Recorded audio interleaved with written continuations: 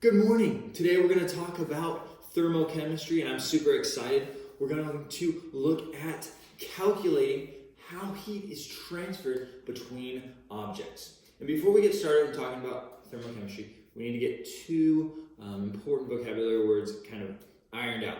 So, the first thing we're going to look at is the difference between temperature and heat.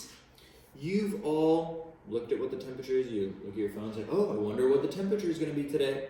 And what you're actually measuring, you're not measuring if it's hot or cold. What you're measuring is the average kinetic energy of the particles in the air. How fast are the particles in the air moving around? And that determines what the temperature is. So when you look at your phone, you say, I wonder how fast the particles in the air are going to be moving around today. And that is what temperature is. Okay? And so temperature is the kinetic energy of the particles in the air if you're measuring air temperature. But heat is different. Heat is when something feels hot or feels cold, right?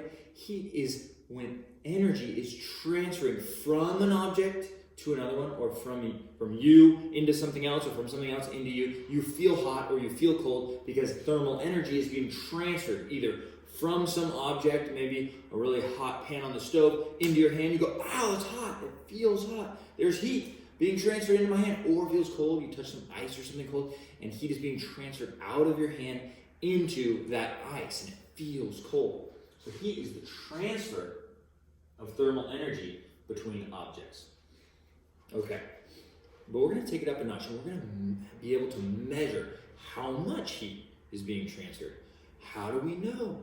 Do different materials change temperature or absorb heat or lose heat more quickly or more slowly than others? The answer is yes, and here's how in chemistry we measure that. So we're going to use this formula where we take Q, which is the heat energy. So however much heat energy is either being absorbed or released, and we measure that with calories or joules. So these are the units. The units, so 1,000 calories of heat or 1,000 joules of heat. That's how much heat energy. So Q, that heat energy, is equal to the M, the mass of whatever thing we're measuring. So maybe it's a mass of water, 150 grams of water. We measure this in grams.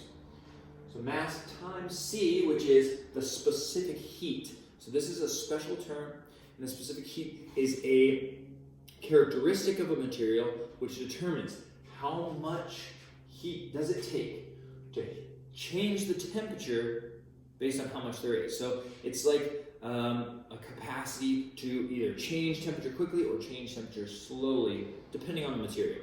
The specific heat capacity's units are calories per gram degrees Celsius. Calories divided by grams times degrees Celsius. And so what that tells us is how much heat energy do we need to add to 1 gram of the object to change the temperature 1 degree Celsius.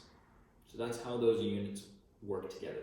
And then finally, we multiply mass times specific heat times delta T, which is change in temperature. Okay, so delta T is the change in temperature, and this is measured in degrees Celsius.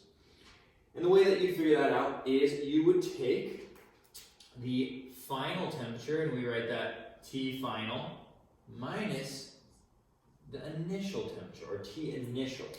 So T final minus T initial equals the change in temperature. So you take whatever temperature your material started out at, and you measure that, and then you take the temperature the final temperature when you're done heating it up or cooling it down, and you take the final temperature and you subtract the initial temperature, and that's how you calculate delta T. So if we need to solve for any one of these variables, we would just plug in the other 3 and be able to solve for the 4th one.